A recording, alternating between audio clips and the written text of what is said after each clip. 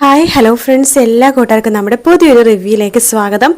അങ്ങനെ പ്രകാശൻ കിരണിനോട് മനസ്സ് തുറന്ന് പറയണ്ടേ, ഇല്ല മോനെ, ഒരിക്കലും ഞാനിത് ചെയ്തിട്ടില്ല. അങ്ങനെ ചെയ്തിട്ടുണ്ടെങ്കിൽ ഞാൻ തുറന്ന് തന്നെ പറഞ്ഞാനെ. എന്തായാലും ഞാൻ ചെയ്തിട്ടുണ്ടെങ്കിൽ എല്ലാ കാര്യങ്ങളും എന്തെങ്കിലുമൊക്കെ ചെയ്യാറുണ്ടെങ്കിൽ ഞാൻ എല്ലാത്തിനും മറുപടി പറയാറുണ്ടല്ലോ. ചെയ്തിട്ടുണ്ടെന്ന് തന്നെ ഞാൻ പറഞ്ഞാനെ മോനെ. പക്ഷേ ഇതൊരിക്കലും ഞാൻ ചെയ്തിട്ടില്ല. ഞാൻ നിന്നോട് സത്യമായിട്ട് പറയാം മോനെ, ഞാൻ ഏറ്റവും കൂടുതൽ സ്നേഹിക്കുന്നത് എൻ്റെ അമ്മയാണ് സത്യം. ഞാനിത് ചെയ്തിട്ടില്ല എന്ന് പറയണം. കിരൺ പറയണ്ടോ, താനെ ആരും പിടിച്ച് സത്യം ഇടേണ്ട കാര്യമൊന്നുമില്ല. താൻ സത്യമിടാൻ വേണ്ടിയിട്ട് താൻ ഒന്നിനും മടിക്കാത്ത ഒരാളാ താൻ. തൻ്റെ മകനെ രക്ഷപ്പെടുത്താൻ വേണ്ടി താൻ ഇതല്ല ഇതിനപ്പുറം ചെയ്യും.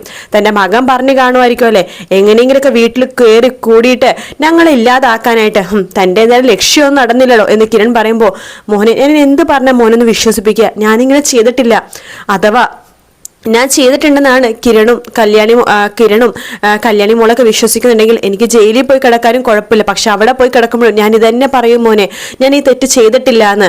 പിന്നെ ജയിലിൽ പോയി കിടക്കുന്നതിന് ആകെ ഇപ്പോൾ ഒരു വിഷമേ ഉള്ളൂ. അവിടെ പോയി കിടന്ന അവനെ കാണേണ്ടി വരുമല്ലോ. ഞാൻ ആത്മാർത്ഥമായിട്ട് സ്നേഹിച്ച എൻ്റെ കരള് പകുത്ത് നൽകി അവനെ കാണേണ്ടി വരുമല്ലോ. ആ ഒരു വിഷമം മാത്രമേ എനിക്കുള്ളൂ. എടോ, താൻ നന്നായിട്ട് അഭിനയിക്കുന്നുണ്ട്. പക്ഷെ തന്നോട് ഞാൻ ഒരു കാര്യം പറയാം, ആ ഗുണ്ടകളെ ഞാൻ ഉടനെ തന്നെ കണ്ടുപിടിക്കുന്നുണ്ട്. ആ ഗുണ്ടകളുടെ വായിൽ നിന്ന് ഞാൻ സത്യങ്ങൾ അറിയും. ഇതിന് പിന്നിൽ ആരാണെന്നുള്ള സത്യം.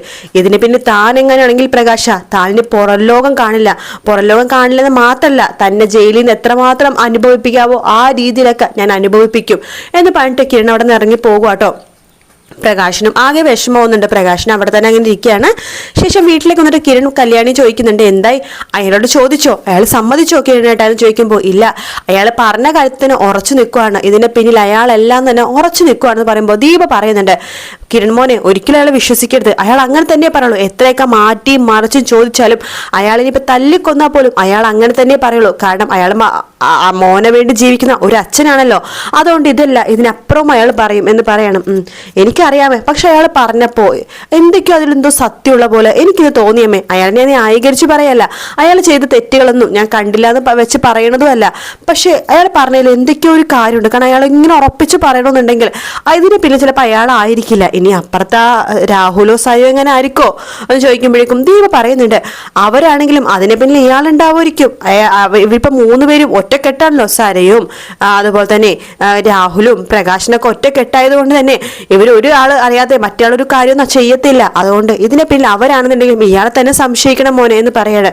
എന്തായാലും നോക്കട്ടെ അമ്മേ, നമുക്ക് അന്വേഷിക്കാം. ആ ഗുണ്ടകൾ ആരാന്നുള്ള കാര്യങ്ങളൊക്കെ അച്ഛൻ അന്വേഷിക്കുന്നുണ്ട്. ഉടനെ തന്നെ അതിനുള്ള മറുപടി കിട്ടും. ശേഷം ആ ഗുണ്ടകളെ നന്നായിട്ട് പെരുമാറിക്കഴിഞ്ഞാൽ ഇതിന് പിന്നിൽ ആരാണെന്നും എന്താണെന്നുള്ള സത്യങ്ങളൊക്കെ അവരായിട്ട് തന്നെ പറഞ്ഞോളും എന്ന് കിരൺ പറയാണ്. കല്യാണിയും അതിനെക്കുറിച്ച് ഇങ്ങനെ ആലോചിച്ചുകൊണ്ടിരിക്കുമ്പോൾ ദീപ പറയുന്നുണ്ട്, മോളെ കല്യാണി, എനിക്ക് നിന്നോട് ഒരു കാര്യം മാത്രമേ പറയാനുള്ളൂ. നീ ഒരിക്കലും അയാളെ സ്നേഹിക്കരുത്. ചിലപ്പോൾ അയാൾ നിരപരാധിയാണെന്ന് എങ്ങാനും തെളിഞ്ഞു കഴിഞ്ഞാൽ നിനക്ക് അയാളോട് ചെറിയ ചായവൊക്കെ ഉണ്ടാവും. ഒരിക്കലും അത് പാടില്ല മോളെ.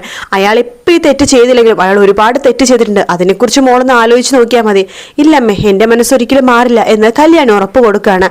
ശേഷം ദീപ ഇങ്ങനെ മനസ്സിലിങ്ങനെ ആലോചിക്കാട്ടോ, ഇയാൾ കോടതിയിൽ വെച്ച് പറഞ്ഞ കാര്യം ദീപക്ക് അവിഹിത ബന്ധമുണ്ടെന്നും ഒരു ദിവസം പണി കഴിഞ്ഞ് വന്നപ്പോൾ വിക്രവും അതുപോലെ തന്നെ പ്രകാശനും കൂടി പണി കഴിഞ്ഞ് വന്ന സമയത്ത് ചന്ദ്രസേനും ദീപയും കൂടി വളരെ വൃത്തികെട്ട രീതിയിൽ ബെഡ്റൂമിൽ കണ്ടെന്നും ഒക്കെ പറഞ്ഞതൊക്കെ ദീപ ഇങ്ങനെ ആലോചിച്ചിട്ട് ദീപക്ക് ദേഷ്യം ഇങ്ങനെ കൂടി വരുവാട്ടോ.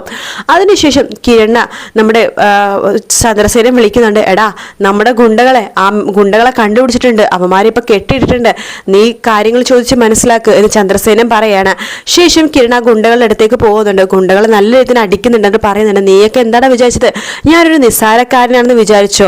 അങ്ങോട്ട് പെട്ടെന്ന് എന്നെ കൊന്നു കളയാൻ പറ്റുമെന്ന് വിചാരിച്ചോ? എടാ, ഞങ്ങളുടെ കൂടെ ദൈവം ഉണ്ടടാ, അതുകൊണ്ട് പെട്ടെന്ന് ആർക്കും ഞങ്ങളെ കൊന്നു കളയാനൊന്നും പറ്റത്തില്ല, മനസ്സിലായോ?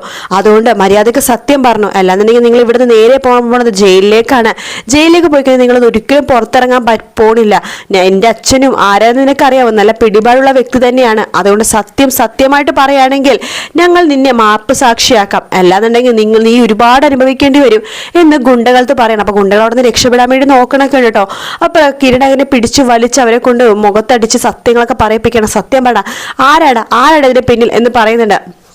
അപ്പോൾ ആ ഗുണ്ടകൾ പറയുന്നുണ്ട് പ്രകാശിനല്ല, അയാൾ ഞങ്ങൾക്ക് അറിയാനും കൂടി പാടില്ല. കാരണം പ്രകാശിന്റെ ഫോട്ടോ കാണിക്കുമ്പോൾ ഗുണ്ടകൾ പറഞ്ഞു ഇയാളെ ഞങ്ങൾക്ക് അറിയാനും കൂടി പാടില്ല, ഇയാളല്ല രാഹുൽ അല്ലെങ്കിൽ സാരി ഇവരാരുമായിട്ട് ഇതിന് പിന്നിൽ. അങ്ങനെ കിരൺ സത്യങ്ങളൊക്കെ അറിയാണ് ഇതിന് പിന്നിൽ പ്രകാശിനല്ല എന്നുള്ള സത്യം. അതുകൊണ്ട് തന്നെ കിരൺ ആ ഗുണ്ടകളെയും കൂട്ടിക്കൊണ്ട് നേരെ സ്റ്റേഷനിലേക്ക് പോകുവാട്ടോ. ആ ഗുണ്ടകളെ പോലീസുകാരെ ഏൽപ്പിക്കുകയാണ്. സാർ ഇവന്മാരാ എൻ്റെ വണ്ടിയുടെ ബ്രേക്ക് കളഞ്ഞത്, പിന്നെ ഇവന്മാരാരാണ് ചെയ്തെന്നുള്ളൊക്കെ സത്യങ്ങളൊക്കെ പറഞ്ഞു. എന്തായാലും പ്രകാശനല്ല സാറേ, അയാൾ ഉപദ്രവിക്കാത്തത് ഒരു കണക്കിന് നന്നായി.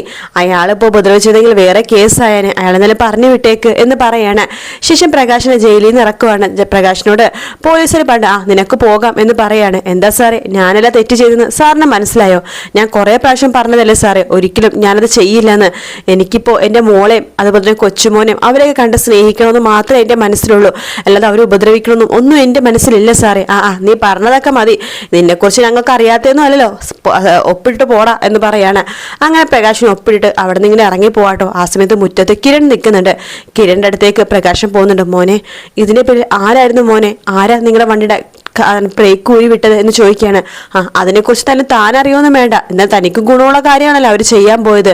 മോനെ ഞാൻ എത്ര പ്രാവശ്യം പറഞ്ഞാലും നീ എന്താ വിശ്വസിക്കാത്തത്, ഞാൻ ഒരു തെറ്റും ചെയ്തിട്ടില്ല എന്ന് പറയാണ്.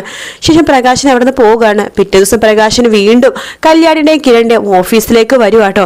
ആ സമയത്ത് കല്യാണിയുടെ അടുത്ത് പറയുന്നുണ്ട്, മോളെ ക്ഷമിക്കണം, ഞാൻ കണ്ട് നീ ഒരുപാട് വേദനിച്ചിട്ടുണ്ട്, ഇനി ക്ഷമ പറയാൻ മാത്രമേ എനിക്ക് പറ്റുള്ളൂ, നിനക്ക് വേണ്ടി പ്രാർത്ഥിക്കാനും ക്ഷമ പറയാനും നിന്റെ കാല് വീണ് മാപ്പ് പറയാൻ മാത്രമേ മോളെ എനിക്ക് പറ്റുള്ളൂ എന്നൊക്കെ പറഞ്ഞിട്ട് പ്രകാശൻ കരഞ്ഞുകൊണ്ട് പോകുവാട്ടോ. കല്യാണിന്റെ മനസ്സ് ചെറുതായിട്ടൊന്ന് മാറുന്നുണ്ട്. കല്യാണിയും പ്രകാശിനെ പതുക്കെ നോക്കുവാണ്. പക്ഷെ കിരണിന് തോന്നി തുടങ്ങി കേട്ടോ കല്യാണിന്റെ മനസ്സ് മാറിയെന്ന്. അപ്പൊ കല്യാണിയുടെ അടുത്ത് കിരൺ പറയുന്നുണ്ട്, കല്യാണി എനിക്കറിയാം നിന്റെ മനസ്സ് പെട്ടെന്ന് അല്ലയോ എന്ന് നോക്ക്, ആ പ്രകാശം ചെയ്തു കൂട്ടിയത് നീ മറന്നിട്ടില്ലല്ലോ, ചെറുപ്പകാലത്ത് നിന്നെ എത്രമാത്രം ഉപദ്രവിച്ചിട്ടുണ്ടെന്ന്, നീ പട്ടിണി കിടന്നതൊന്നും നീ മറന്നിട്ടില്ലല്ലോ, അതുകൊണ്ട് നീ അതൊക്കെ മനസ്സിൽ വെച്ചിട്ട് വേണം അയാളോട് പെരുമാറാൻ എന്ന് കിരണും പറയുന്നുണ്ട്. ശേഷം കിരൺ ഇല്ലാത്ത സമയത്തൊക്കെ കല്യാണിനെ കാണാൻ വേണ്ടി പ്രകാശം വരുന്നുണ്ട് കേട്ടോ. പതുക്കെ പതുക്കെ അച്ഛനും മോളും കൂടിയിട്ട് പതുക്കെ ഒന്നാവാണ്. പക്ഷെ വീട്ടിൽ ഇത് ആരും അറിയുന്നില്ല. പക്ഷെ കല്യാണി എന്തൊക്കെ കാണിച്ചാലും കിരൺ പെട്ടെന്ന് തന്നെ അത് കണ്ടുപിടിക്കും. കിരൺ അമ്മ എത്ര പറഞ്ഞാലും അയാൾ ചതിക്കും, കല്യാണി നിന്നെ ചതിക്കും എന്ന് പറഞ്ഞാൽ പോലും കല്യാണി അതൊന്നും വിശ്വസിക്കില്ല. ഇല്ല, അയാൾ എനിക്കിപ്പോൾ വിശ്വാസമാണ്, അയാൾക്കിനി അധികം നാളൊന്നും ആയുസില്ല, ഉള്ള സമയത്ത് ഞങ്ങളുടെ മക്കളുടെ സ്നേഹം അനുഭവിച്ച് അയാൾ മരിക്കട്ടെ എന്ന് മാത്രമേ കല്യാണി പറയുന്നുള്ളൂ. അയാളുടെ അവസാന ആഗ്രഹം അതാണ്, അത് സാധിച്ചു കൊടുക്കാൻ മാത്രമേ എനിക്കിനി സാധിക്കുള്ളൂ എന്ന് പറഞ്ഞിട്ട് കല്യാണിയും ആ ഒരു നിലപാട് നിൽക്കുമ്പോൾ പിന്നെ ആർക്കും ഒന്നും പറയാൻ സാധിക്കില്ലല്ലോ. എന്തായാലും പ്രകാശം നന്നാവുന്ന ഭാഗങ്ങൾ തന്നെയാണ് നമ്മൾ ഇനി അങ്ങോട്ടുള്ള ഭാഗങ്ങളിൽ കാണാൻ പോണേട്ടോ. അത് മാത്രമല്ല സരയുവിന്റെ കഴുത്തിൽ കിടക്കുന്ന ആ ഒരു മാല ഉണ്ടല്ലോ, അത് വെറും മുക്കുപണ്ടാണെന്ന് സരയുവിന് മനസ്സിലാവും കേട്ടോ. അതിനുശേഷമാണ് വീണ്ടും സരയു മനോഹറിന്റെ പിന്നിലുള്ള ഓട്ടം പിന്നെയും തുടങ്ങണത്. അങ്ങനെ ആ ഓട്ടത്തിന് പുറകിൽ സരയു കണ്ടുപിടിക്കുന്നുണ്ട് മനോഹർ ഒരു ഫ്രോഡാണെന്നുള്ള സത്യം. അതിനുശേഷമാണ് മനോഹറിനെ ശരിക്കും ചവിട്ടി കൂട്ടാൻ പോണത്. സരയു ആരാണെന്നും എന്താണെന്നും മനോഹർ മനസ്സിലാക്കാൻ പോകുന്നുള്ളൂ. ഇതുവരെ താൻ പറ്റിച്ച പെണ്ണുങ്ങളെ പോലെയല്ല സരയു, താൻ പറ്റിച്ച അതിന് 100 ഇരട്ടിയായിട്ട് തിരിച്ചു തരുന്ന ഒരാളാണ് സരയു എന്ന് നമ്മുടെ മനോഹർ മനസ്സിലാക്കുകയും മനോഹറിന് ഇനി ഒരിക്കലും പുറം ലോകം കാണാൻ പറ്റാത്ത വിധം സരയു ഉപദ്രവിച്ച് ഒരു മൂലക്ക് കൂട്ടിയിടുകയും ചെയ്യും. എന്തായാലും നല്ല അടിപൊളി ഭാഗമായിട്ട് ഇനി വരുന്ന എപ്പിസോഡ്, അത് അടുത്ത ആഴ്ച നടക്കാൻ പോണത്. എന്തായാലും ഇന്ന് എപ്പിസോഡ് ഇതുവരെയായിട്ടും വന്നിട്ടില്ല. കാരണം ഇത് നല്ലൊരു അടിപൊളി എപ്പിസോഡ് ആയതുകൊണ്ട് എപ്പിസോഡ് ഇതുവരെ വന്നിട്ടില്ല കേട്ടോ. ഒറിജിനൽ എപ്പിസോഡ് ഉച്ചയ്ക്ക് മുമ്പ് വരികയാണെങ്കിൽ അപ്ലോഡ് ചെയ്യുന്നതായിരിക്കും. വീഡിയോ ഇഷ്ടപ്പെട്ടാൽ ലൈക്ക് ചെയ്യുക, സബ്സ്ക്രൈബ് ചെയ്യുക, കമൻറ്റ് ചെയ്യുക. മറ്റൊരു വീട്ടിൽ കാണാം friends. Take care, bye bye.